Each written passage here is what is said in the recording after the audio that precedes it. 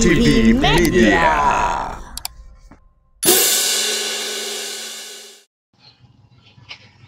Jambo.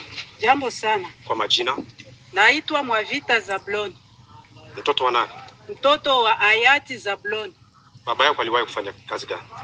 Baba yangu alianza kazi ya uzalendo, yani kimajimaji. Alianza tangu Kimulele. Akafika kukimajimaji.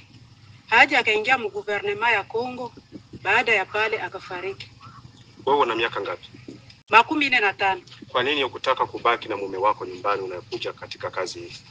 Kama nilikatala kubakia na mume wangu, uchungu wa nchi. Kuona wavamizi walikuja kuvamia nchi yetu ya Kongo. Nikasikia roho inauma.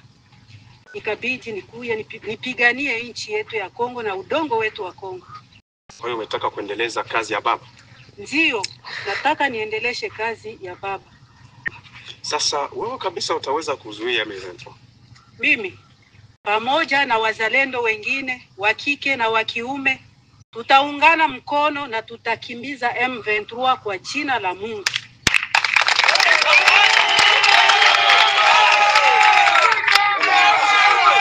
Wanawake wengine wanasema kwamba kazi ya kizalendo, kazi ya kijeshi, kazi ya kukamata silaha ni ya wanaume tu. Wewe unawaambia nini? Wanawake wote wakuje. Kizalendo sio ya wanaume tu, na wanawake wanapigana kwa ajili ya udongo ya mababu. Karibu kwa wanawake wote wa Kongo, wa province ya Sud Kivu, wa territoire ya Uvira, na wakaribisha wakuje wapambane kwa ajili ya M23 isivamie udongo wa mababu. Na wazalendo hamna mshahara. Sasa hii kazi itakusaidiaje wewe? Hii kazi sina hamu ya kupokea chochote, ila Mungu mwenyewe atatulipa kufatana na kazi ambayo tunaenda kufanya. Joseph Kabila yuko Goma, anafanya mazungumzo na watu wa tabaka mbalimbali. Vipi, uko tayari wewe kwenda kuongea naye? Hapana, mimi siko tayari kuongea na Joseph Kabila. Huyo ni adui wa nchi, adui wa Mkongomani. Lakini alisomesha watoto wako hapa, amesomesha raia wengi. Sasa leo amekuwa adui namna gani wakati anasema kwamba anahitaji amani irejee? Joseph Kabila hakusomesha watoto wangu. Nilikuwa nikilipa pesa yangu mimi mwenyewe mpaka leo. Hivi kwa sasa aliyetupatia msaada kidogo ni Tshisekedi Chilombo kwa kutupatia miaka kama 5 ya kulipa ya bure kwa école primaire. Lakini kwa sekondari tunaendelea kulipa. Chama cha Mapinduzi, chama cha upinzani cha IDC leo kimesema kwamba ni vema kukusanya wazalendo wasiwe kama mayatima. Kinataka kusindikiza wazalendo, kuwapa nguvu kabisa, kuwasogeza mbele katika jitihada walizo nazo. Wewe unasemaje tangu mmekuwa na hichi chama cha IDC?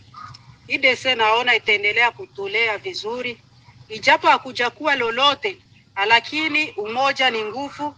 Kufatana na IDC tunajiunga pamoja kusudi tutumike pamoja na IDC.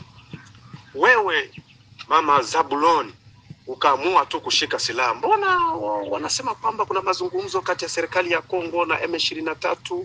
Kwa nini msisubiri tu mazungumzo kwanza ya timu? Cha kwanza wanasema mazungumzo leo na magharibi wanaenda pambana. Sisi hatuitike mazungumzo. Sisi ni raia ambao tulishika silaha. Tunataka tupiganie udongo wa mababu.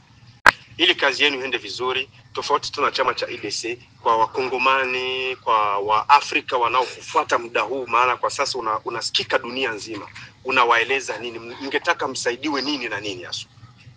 Zaidi kwetu sisi wazalendo, tunahitaji msaada wa vifaa mbalimbali. Kama vile silaha njo ya kwanza, masasi yasikose, moyen de communication tusikose, yaani na sabuni tusikose. Hata tuko wazalendo na chakula njo naleta nguvu, na mzalendo atapata nguvu ya kwenda kumapambano. Si ndio kwa maana M23 nasema wazalendo ni waskuti, hawana chochote, hawataweza vita. Hamna kitu, mtawezaje? Hatuna kitu, ila tuna uchungu wa udongo wetu wa mababu. Ijapo wakuja na pesa za namna gani, sisi hatutakubali. Tunapambania udongo wa mababu zetu. Hivi Corneille Nangaa akitamani kukuoa kabisa, huwezi kwenda? Mimi kwa sasa sina nia na sina hamu ya kuolewa kabla nchi ya Kongo haiyakuwa na amani. Sitaolewa. Tunafika mwisho mama, ujumbe wako.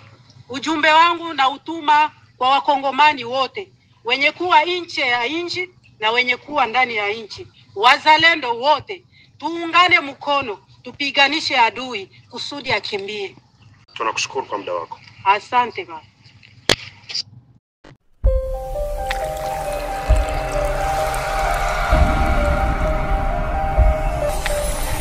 Amani TV Media.